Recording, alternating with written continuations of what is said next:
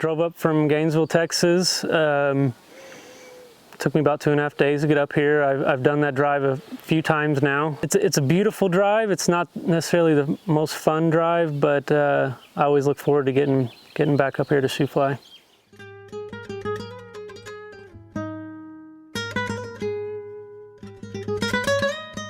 Yeah, this is my 4th time up here. My first time was, I came up in August of 2020. I kind of tagged along with some family members that had gotten to know Martin and kind of been involved with him for a few years before that. And I just kind of came along. I was getting interested in horsemanship and didn't really know what that meant or what even my interest looked like. I just knew I liked being around horses and I wanted to do more of that.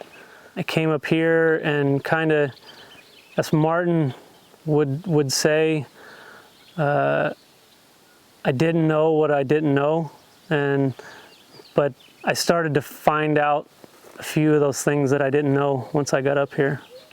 I keep coming back to shoe fly, or I get to hook up with Martin a few times a year down in Texas too, and I just enjoy hanging out with him around the horses and around the horsemanship. There's a lot to learn, but I find myself I learn a lot from Martin, and I'm the kind of person that asks a lot of questions anyway, and I'm always trying to learn and kind of soak things up like a sponge, and Martin's got a lot of life experiences that I can always learn from and take away from. So I keep coming back to him and keep hanging around, keep trying to learn.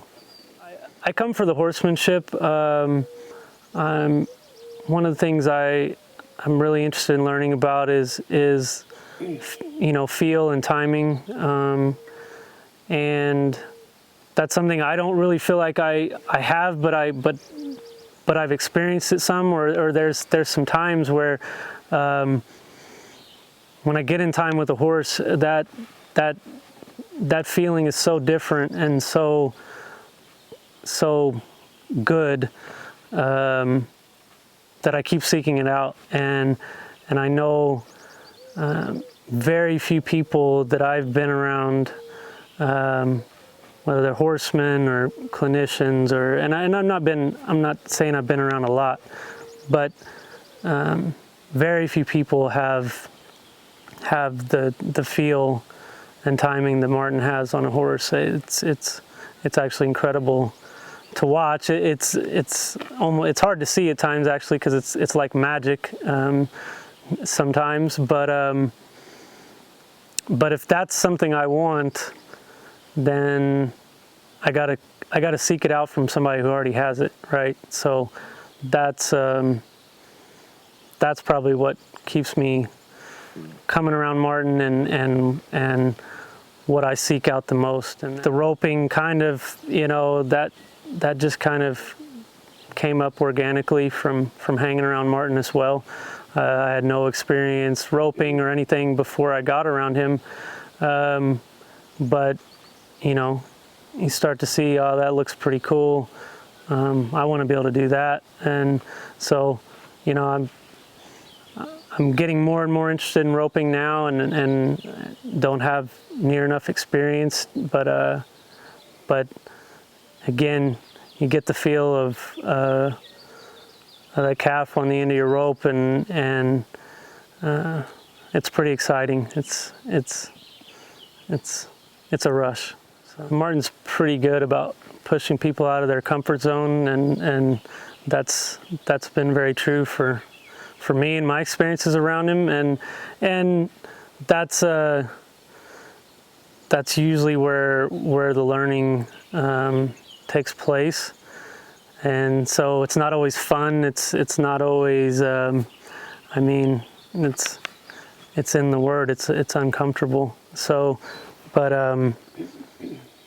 but I find out once I get through that moment or through that experience and realize, I survived that, or maybe it wasn't as bad as I thought it was going to be, or maybe it was worse than I thought it was going to be. But now I've got some tools in my tool belt to deal with that situation, and maybe I can do something to make it not as bad the next time, or at least I know how to deal with it, or at least I know I can survive it, you know, and maybe that helps me stay a little more grounded in the moment, or keep my cool a little better, and not let the anxiety sort of consume me. Martin's put me on some horses that certainly there's been times that they've pushed me out of my comfort zone, or maybe they've just, you know, my horsemanship wasn't at the level to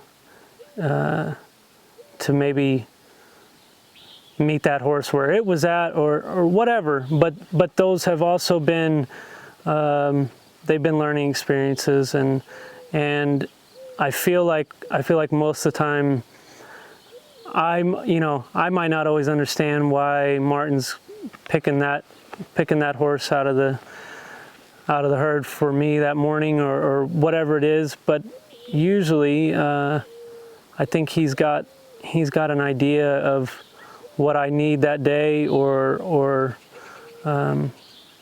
what, you know, where I'm at, I guess, maybe even when I don't. So there's lots of moments where I'm like, I can see things happening. Either I may not even see what Martin's doing, but I can see what the horse is doing, or I can see what the feet are doing, and I want to be able to do that so bad, and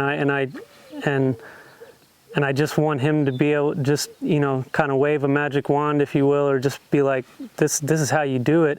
And it's just not that easy. It takes a lot of experience and a lot of practice. But you're gonna have some fun. You're probably you might get, like I said, I keep going back to the word frustration, and I hate to overuse that, but I find that's one of my emotions that comes to the surface in the saddle a lot of times.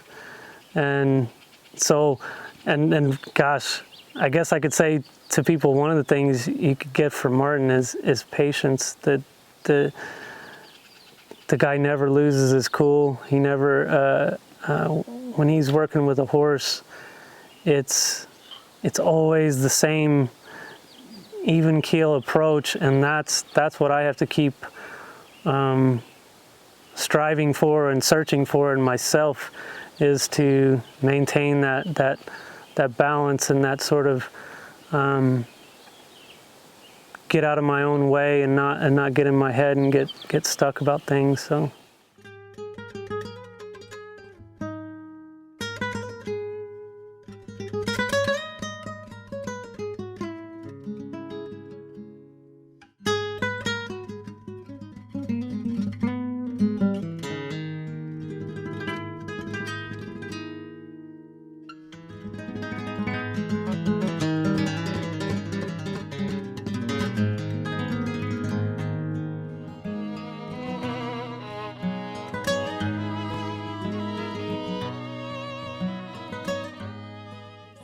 Have you ever felt like you were in a situation where you were in a dangerous position? Yeah, 100%. Do you want that on camera? We do. Yeah, more than once where I felt like I don't know what's going to happen next. I just want to get out of this alive and